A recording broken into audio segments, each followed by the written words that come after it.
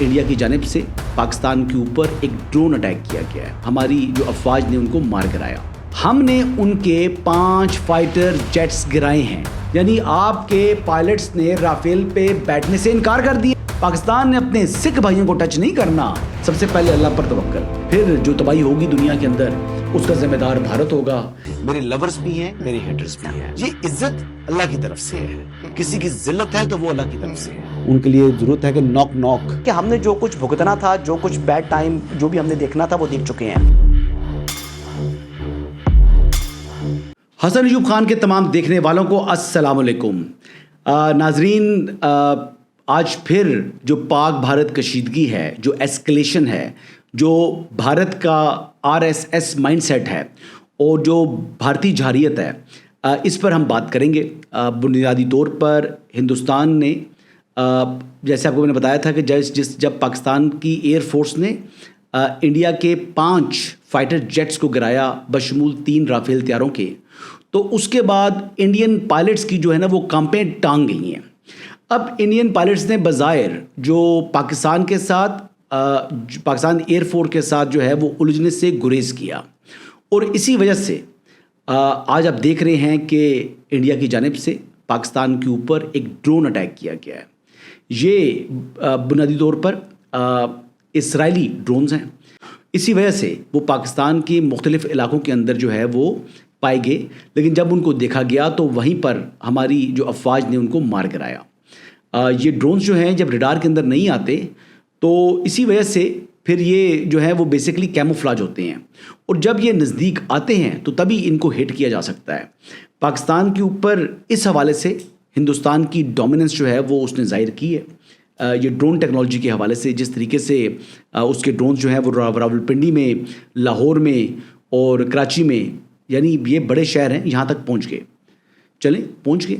लेकिन इसका एक और पहलू भी है देखने का कि पाकिस्तान ने जब 5 फाइटर जेट्स गिराए तो वो 5 फाइटर जेट गिराने के बाद जो दुनिया की जानिब से पाकिस्तान के ऊपर ये प्रेशर था कि आपने मामला जो है अपने हिसाब चुकता कर लिया है, तो अब मज़ीद जो है आप एस्केलेशन ना करें।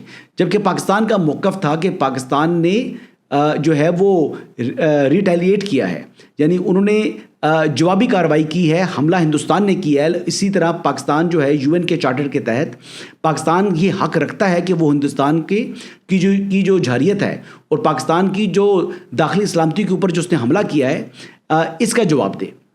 बहरहाल इंटरनेशनल प्रेशर्स जो है वो आपको मालूम है कि आते हैं।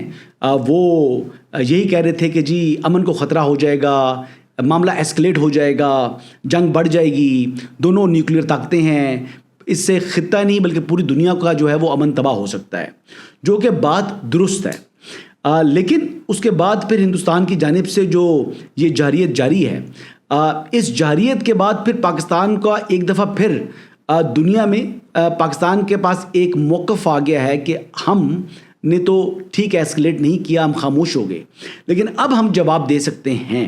तो बेसिकली हर जो आप देख रहे हैं कि बज़ाहिर एक परेशानी का जो पहलू है, इसमें से भी कोई अच्छी जो है वो चीज़ सामने आ सकती है। एक बात तो ये हुई। दूसरा ये है जी कि बहुत से लोगों को मैंने देखा सोशल मीडिया के ऊपर कि वो प्रेशर बिल्डअप कर रहे हैं। वो कह रहे हैं जी कि पाकिस्तान कार्रवाई क्यों नहीं कर रहा, पाकिस्तान हिंदुस्तान के ऊपर स्ट्राइक्स क्यों नहीं कर रहा, इंतज़ार किसका है।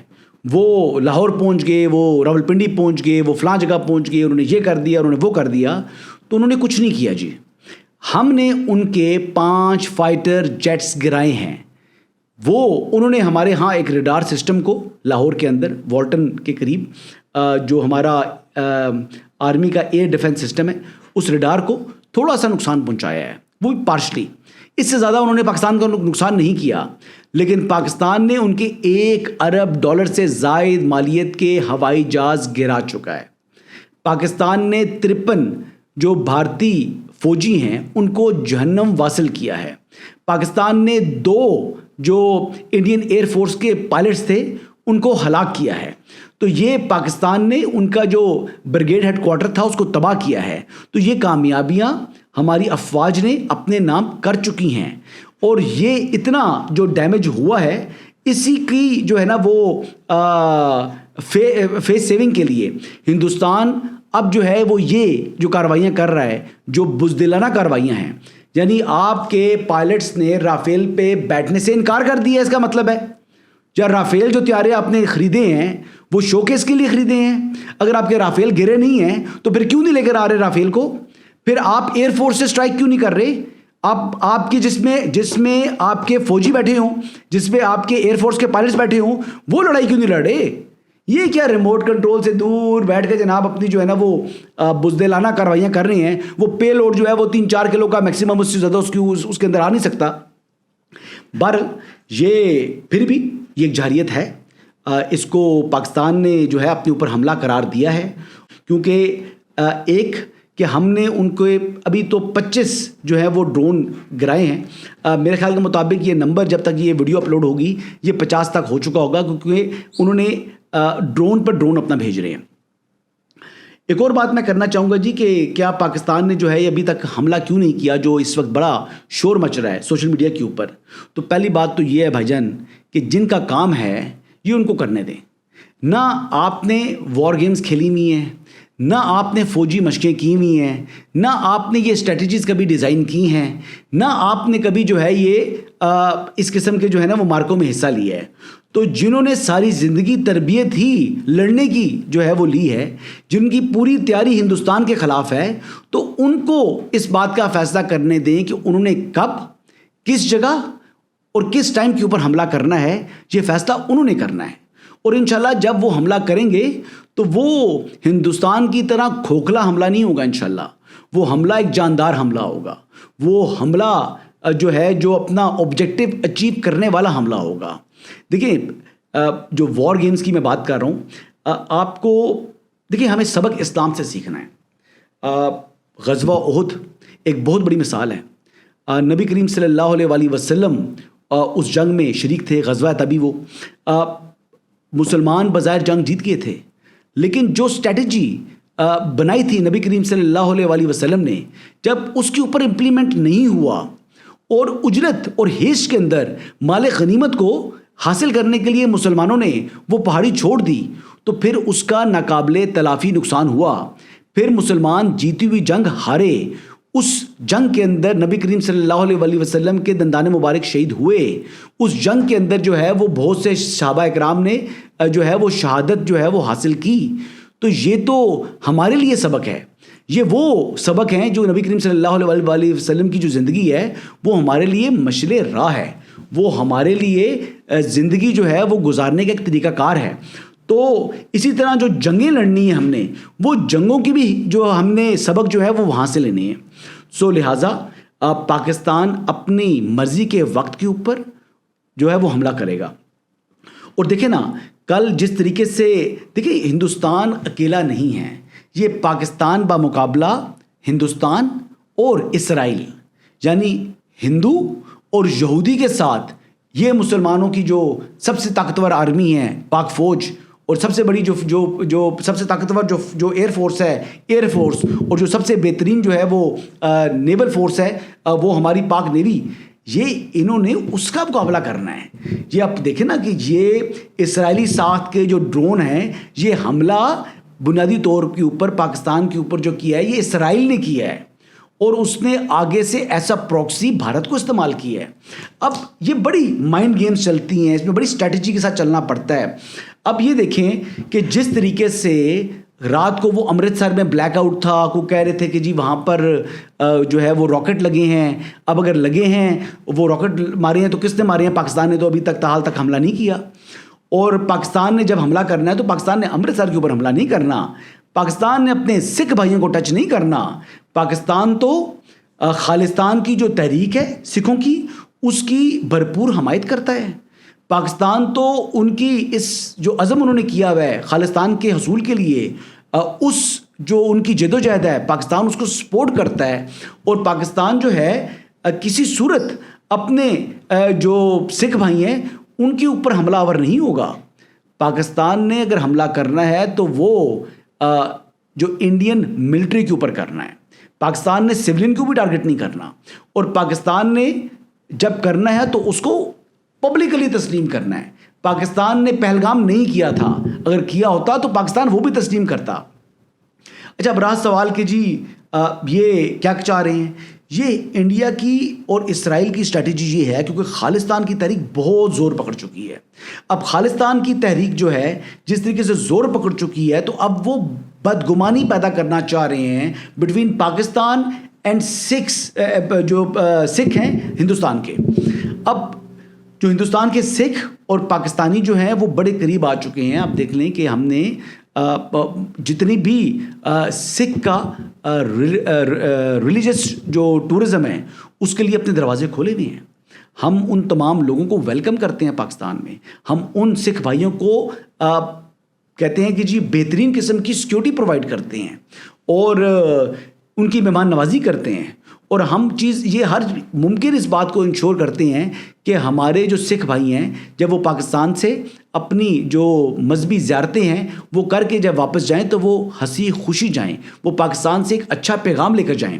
تو پاکستان تو کبھی بھی نہیں یہ ایسی جو اٹیمپٹ کرے گا, لیکن ہاں ہندوستان خود سکھوں کو مار کر تو الزام پاکستان کے اوپر عائد کرنے کے حوالے سے اپنے مذموم مقاصد جو ہے وہ رکھتا ہے. اور شاید یہ بھی ایک وجہ ہو سکتی ہے کہ پاکستان کے پاس یہ انفارمیشن ہو اور پاکستان کو معلوم ہو کہ اگر ہم نے حملہ کیا تو اس میں یہ خود حملہ کر کے جو ہے نا وہ سکھوں کے علاقوں کو تو اس کا الزام پاکستان کے اوپر عائد کر دیں گے. سو لہٰذا آئی ریپیٹ اگین کہ بھائی جن کا کام ہے ان کو کرنے دیں.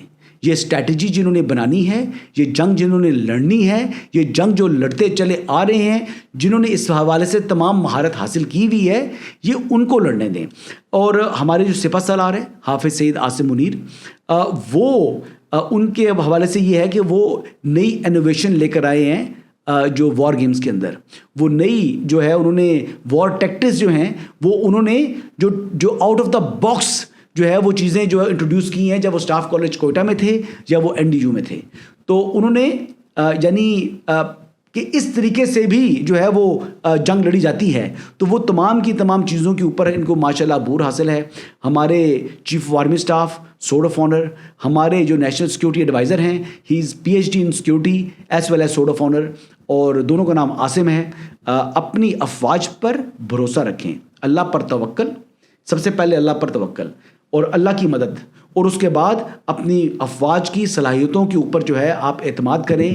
انشاءاللہ یہ آپ کو مایوس نہیں کریں گی. پہلے بھی ہندوستان کا منہ توڑا ہے, اب بھی انشاءاللہ آپ دیکھیں گے کہ دنیا کے سامنے ہندوستان کو ذلیل کرے گا. اور میں آخری بات یہ کرنا چاہوں گا کہ اگر ہندوستان یہ سمجھ رہا ہے کہ وہ کنونشنل وار یا پاکستان کے ساتھ لمبی جنگ لڑے گا تو پاکستان نے لمبی جنگ نہیں لڑنی. میں آپ کو یہ بتاتا ہوں, یہ جنگ اگر پاکستان کی فل جو ہے اگر وار موڈ میں پاکستان ہندوستان کے ساتھ چلا گیا تو یہ جنگ جو ہے یہ کنونشنل وار نہیں ہوگی.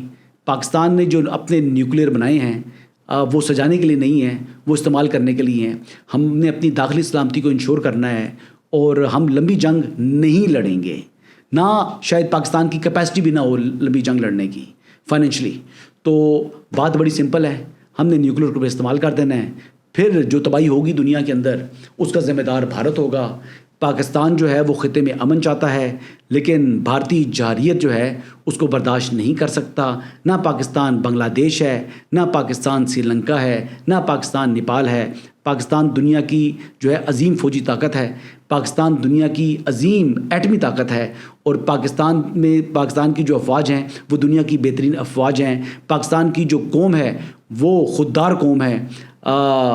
ہم نے جو ہے وہ انگریزوں سے جو ہے وہ آزادی حاصل کی ہے, تو ہندوستان کی غلامی تو کبھی قبول کر سکتے ہی نہیں ہیں.